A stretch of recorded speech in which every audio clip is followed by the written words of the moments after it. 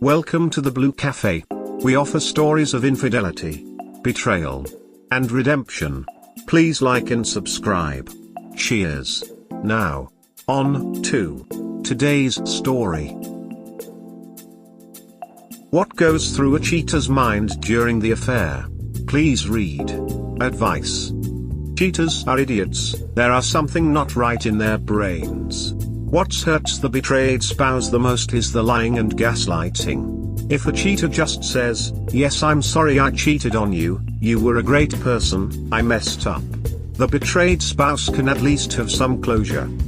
But with cheaters it's, "I haven't loved you for 20 years, when in reality you have 100 kids together that they wanted, tons of vacation, they smiling in every picture, they were always happy, people comment on how much they love you, etc. I was never happy, I never knew what love was until I met the affair partner, he or she is my soulmate, I met my affair partner 2 hours ago and feel a stronger connection with them than what I felt with you for the last 100 years of our marriage, you didn't do XYZ for me, blah blah blah."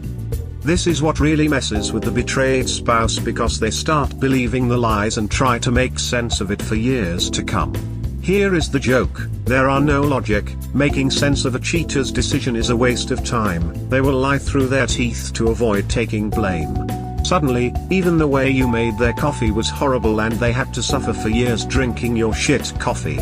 Their affair partner is so broke, instead of coffee, they piss in a cup and give it to them every morning, but you know what, that piss in a cup is still better than your shit coffee. Once the cheaters start to live a real life with the affair partner, they begin to realize that, yes, the AP is human, they have flaws too, etc. You see, during the affair, they are not having a real relationship, it's a fantasy. There aren't really any fighting or anything because, the limited time they secretly have together, they don't have time to waste. Pretty soon, the piss in the cup isn't so amazing, that's when the affair fog begins to lift. No, this is very important to understand, a cheater and their affair partner were not having a real relationship during the affair. Example, the cheater and their idiot AP decided to randomly dance in the rain because it was so romantic. 2 weeks later it's raining, they ask you to come dance in the rain, you are like, no, you just had coronavirus, pneumonia, a cold for the last 100 years, surgery scheduled on your entire body, cannot get sick because you need to work to pay all the bills, because you said no. The cheater claims you are not romantic like their AP. You see, the cheater is testing you during the affair. If the affair partner opens the car door for them, they put you in a situation to see if you will open the car door. This is how they rationalize that the AP has more in common with them. This is very important to realize, that when you can never do anything right. What is happening is, they are comparing the courting of a 2-week relationship, of some guy who just wants to get in their pants, so they are turning on the love bomb, to a 20-year marriage with real responsibilities. Also note, during the affair, the cheater is telling their AP exactly what they need and what you are doing wrong. It's like giving someone the answers to the test.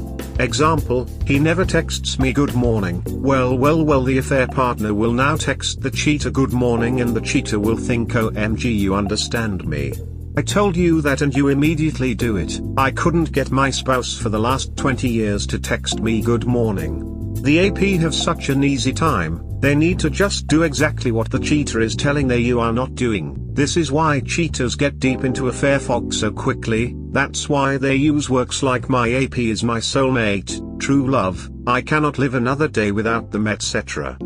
You see, the AP is proving a very small subset of things the cheater feels they are missing in the relationship, like 2%, compliments, dumb stuff, etc., while you are providing the other 98%, paying bills, taking care of kids, laundry, cooking, cleaning, supporting the entire family, power washing the driveway, changing the water pump in the car, re-roofing the entire house. I am driving the point home that you have a real relationship with responsibility with your spouse, while they have a fantasy relationship with the AP, that has no responsibilities and as such seem boring compared to your relationship. The cheater doesn't realize they are only getting 2% of their needs met by the AP, they think they are getting a 1000% of their needs met. This is why a stay-at-home mom would leave a millionaire to be with a convicted felon, with 8 kids and an infinite amount of kids he doesn't know about. Now, when they start a real relationship and bills cannot be paid, he is not taking care of her kids, it's absolute 0 degrees Kelvin in the house during winter. That's when the cheater now realize what they had. Suddenly they realize they cannot live on compliments, sex, etc. Advice to everyone who has been cheated on: please move on. It sucks, take it as a learning experience and live your best life. The cheater's rationalization follows a simple path. Cheating is bad. Therefore, cheaters are bad people. But, I'm not a bad person. Therefore, I'm not a cheater. Therefore, whatever I did wasn't really cheating. Since I wasn't the one who broke the rules, it must have been you. Therefore, you caused my affair when you insert some failure on your part to ensure that I was never unhappy. And hiding the affair from you was my God-given right, so you had no business asking in the first place, and you deserve being fooled because it's your fault I had to hide the affair. And besides, lying is bad and I'm not a bad person, so it wasn't really lying when I denied the affair. I could go on, but I think we get the drift. Jesus, this is so spot on.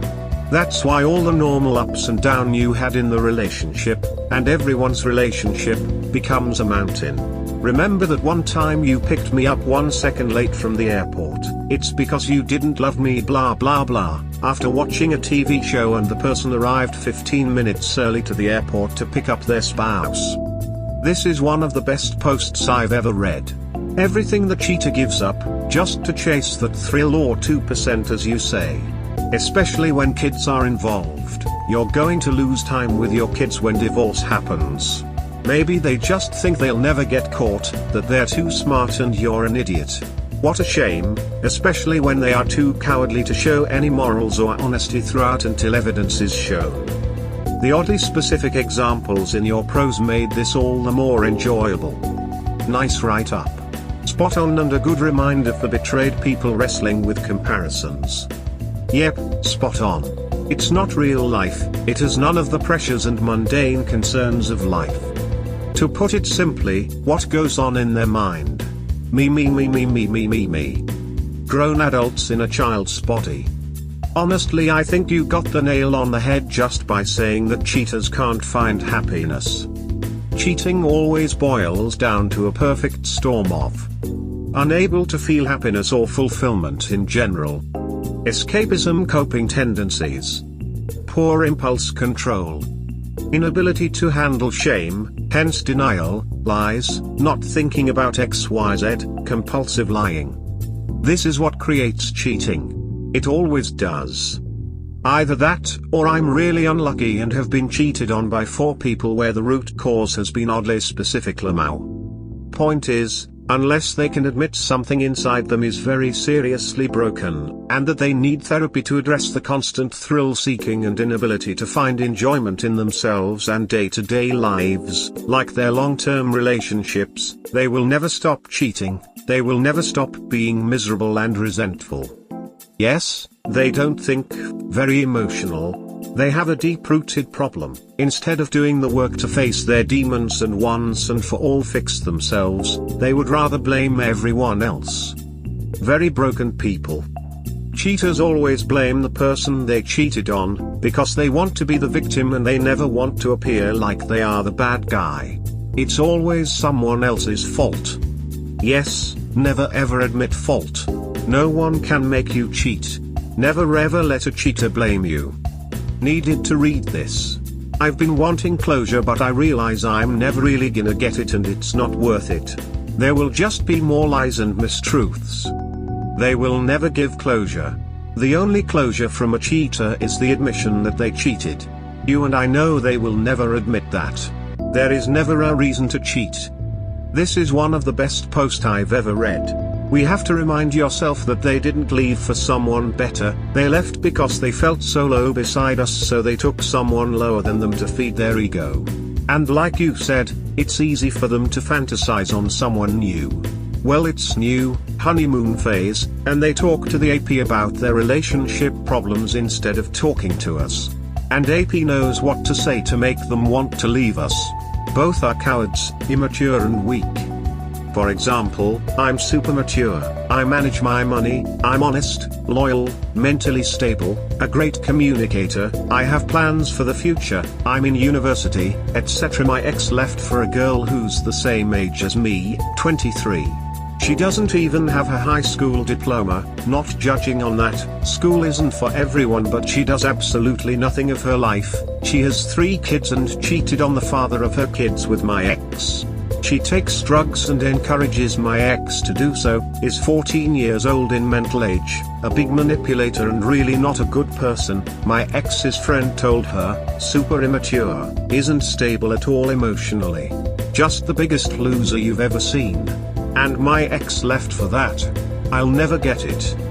I'm sure my ex will wake up one day. It can be in 2 months, 6 months, 5 years, but I'm sure she will. But I'll be long gone. Your ex will wake up soon enough. You have your entire life ahead of you. Chalk it up as life experience and move on. You are strong, you got this.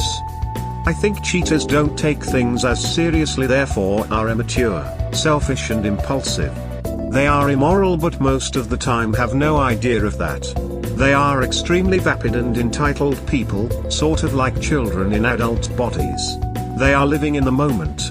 And those moments are about feeling good. They don't think about consequences or the impact of their behavior, and usually have an arrogance about them that they can do anything to anyone and that person will still give them what they want. This is why the best thing you can do to a cheater is leave them.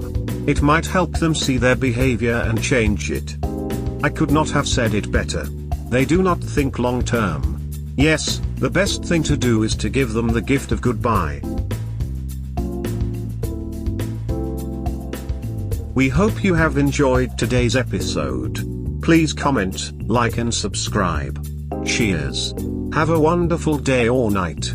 Wherever you are.